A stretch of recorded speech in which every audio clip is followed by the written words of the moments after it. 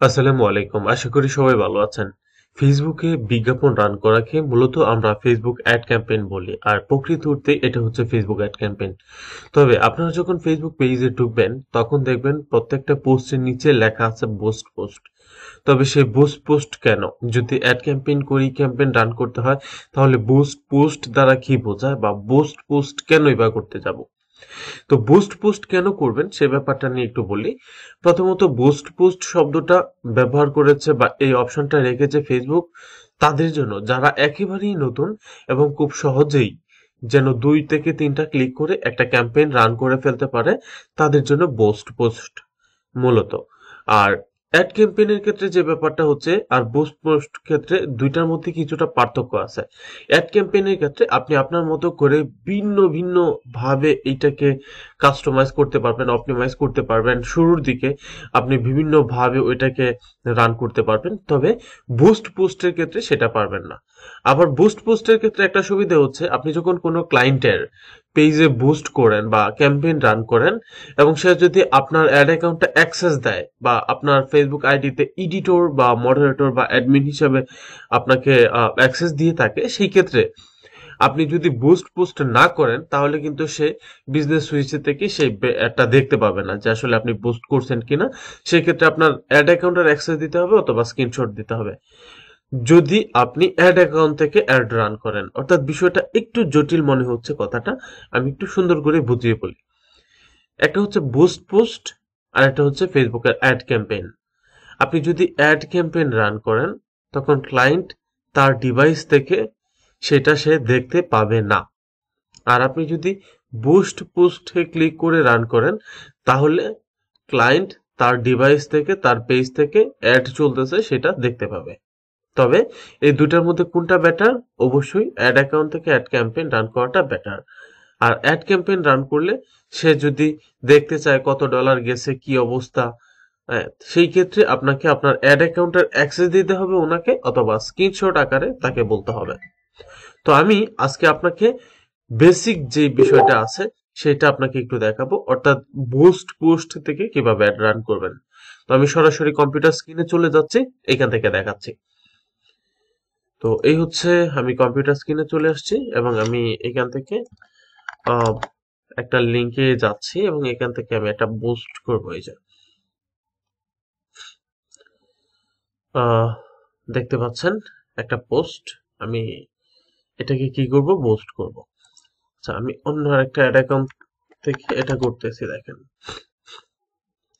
এই লিঙ্কটাতে যখন যাচ্ছি, এই যে বুস্ট পোস্টে লেখা, বুস্ট পোস্টের উপর ক্লিক করব। বুস্ট পোস্টের উপর ক্লিক করার পর কল নাও আছে, অনেকগুলো বাটন আছে। এখান থেকে দেখেন প্রথমত হচ্ছে আমার ক্যাম্পেইনটা কি হবে, এখান থেকে দিব গোল কি হয়। অটোমেটিক গেট মোর কল এটা দিতে পারি, get more message, get more engagement, এগুলো। তো আমরা এখান থেকে যেটা করব, গেট মোর মেসেজ দিব। দেন সেভের উপর ক্লিক করলাম। এবার এখান থেকে কোনো বাটন যদি আমি দিতে চাই তাহলে মেসেজ দিতে পারি। সেন্ড মেসেজটা অ্যাড করে দিলাম।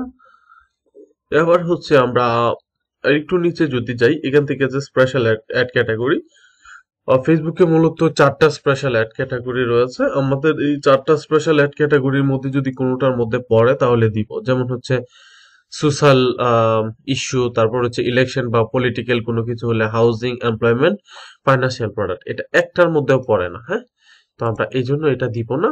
আর হচ্ছে আমাদের এবার অডিয়েন্স, অডিয়েন্সের ব্যাপারটা হচ্ছে আমি কার কাছে পৌঁছাবো এই ব্যাপারগুলো। তো আমি এইখান থেকে এটাকে একটু সিলেক্ট করি। আমার এই আডটা যাবে মূলত চট্টগ্রামের জামাল খান এরিয়া। আমি এখান থেকে জামাল খান লিখলাম। জামাল খান লেখার পর এই যে জামাল খান পাকিস্তান আছে, আপনি কিন্তু ভুলেও আপনার লোকেশন কখনো ভুল করবেন না। জামাল খান রোড, চট্টগ্রাম, চট্টগ্রাম ডিভিশন, আমরা এইটাকে সিলেক্ট করব এবং এখান থেকে আমরা 10 কিলোমিটারের মতো সিলেক্ট করলাম। এরপরে হচ্ছে একটু নিচে যদি যাই, আমাদের অন্যান্য বিষয় আছে, ডেইলি টার্গেটিং। তো ডেইলি টার্গেটিংটা আমি এখানে ব্যবহার করছি না, নেক্সট আরেকটা ভিডিওতে আপনাদেরকে দেখাবো। আর এখান থেকে অল এভারেজ সবার কাছে যাবে, এই জন্য আমি এখান থেকে নির্দিষ্ট কোনো টার্গেট করে পাবলিককে দিচ্ছি না। আচ্ছা, এখান থেকে আমি যেটা করব, এখান থেকে আমি 6 দিনের জন্য দিব। কত ডলার দিতে পারি? $6 দিব। 6 দিনের জন্য $6 দিব। দেন এখান থেকে শুধুমাত্র অ্যাডটা প্লেসমেন্ট কোথায় অ্যাডটা যাবে?